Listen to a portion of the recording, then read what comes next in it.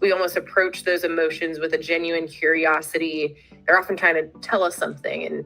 And I'll defer to somebody else, but yeah, it reminded me a lot of some of my personal work that I've done. Awesome. Thank you, Mandy. Thank you for sharing. Way to be vulnerable. And I'll say that one of the big takeaways for me as well was I think the way he puts it is being an emotion scientist rather than an emotional judge. And I think the phrase "be curious, not judgmental" is a really good one here, right? The ability to take a look at your emotions and just say, like, oh, that's interesting. I wonder what that's about. Both for yourself, but also for others. Your friends, your family, your kids, your significant other. Being able to listen from a very non-judgmental place is sort of essential, especially in the early stages of emotional processing. Being able to at least put a little bit of a space in between the identifying of emotion and then the judgment of it.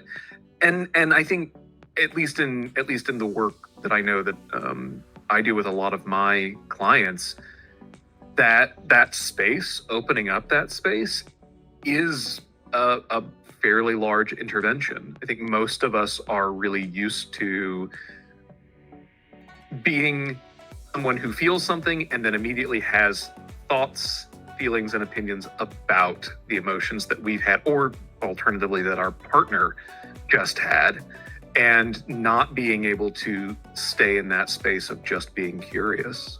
And I don't think I can overstate how important a skill and how beneficial a skill that will be to anybody that reads the book and starts taking it on.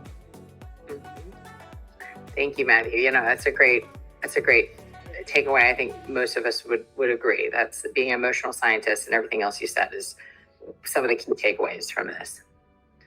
And I like going off of what Matthew was saying, how the author gives those steps of how to do that. And so when recommending this to clients, we can really break it down, starting with those baby steps and seeing, where do you thrive? Where do you struggle? And then in session, we can do a deeper dive or give further resources on how to strengthen those skills, which is each step. So I really like that. I liked, as I was reading the book or hearing this, I liked how the author, when you dive deeper into his story and he was sharing this stuff, his family was very unique, like the best way possible to say that. And I loved how it was his uncle who was the teacher, who literally just asked him one little question of like, how are you feeling? And I loved how that was just a turning point, because he was given that permission to really express what he was feeling. And I love that even during my sessions and stuff, during the individual sessions, I always start out as like, so how are you doing? Or how are you feeling? And just like that, you see people literally start crying, because they finally have that sense of, oh, this is a safe place, or nobody has really asked me, how am I feeling, or how am I doing? So I loved how they were saying that, and just saying something, whether it's to your partner or to your kids or anything like that, can be really connecting. So that kind of just stood out to me in the book. Thank you, Jessica. And sorry to anyone watching this if you can hear my children in the background. They're having a lot of emotions right now with the babysitter. So just real life, right?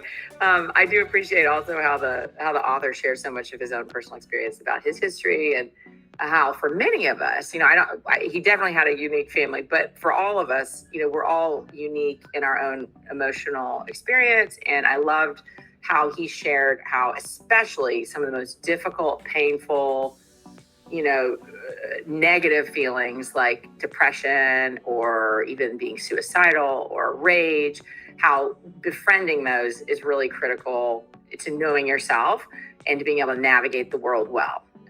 So the stories were really helpful. I think that I always appreciate a book that really brings it to life a little bit more with real stories. And he was being very vulnerable. And clearly you could see why this man is passionate about the work that he's doing, because he had such a tortured experience as a child with abuse and, bullying and so many other things, and, difficult dynamics with his parents. But I love for our clients, but for friends or other people I might recommend to this, that it's just a book. Like, I think I listened to it on Audible, so it was maybe like 7-8 hours. I don't know how long it took you guys to read, but it's a lot briefer to read that than it is to take an entire dialectical behavioral therapy program, which is all about, mindful awareness of your emotions, learning how to express your emotions, regulate your emotions. For many people might still need something more intensive like that, but I do think that for most people, this is a great primer, introduction to what are emotions, why are they so critical. He has a great acronym. I don't know if you remember the RULER acronym. He that kind of throughout his book is what he's trying to teach. If you were to do work with him more intensively, he'd start with R is for recognizing the emotion, U is for understanding the emotion, L is labeling the emotion, and then E is expressing the emotion, and R is regulating. And by regulating, most therapists know what that means, but if you don't, it's all about, being able to have some sort of influence or control in terms of like the intensity, right, that you might be feeling. So if you're really distressed, being able to change that distress, right, a little bit, having a little bit of control, and not just being on a roller coaster that I didn't want to get on, but feeling like you do have some, internal sort of power to be able to change that. So I really liked, just the specific examples and the acronym and how he led people through it in a much briefer, more compact way than you might with a full-blown mindfulness or emotional regulation course.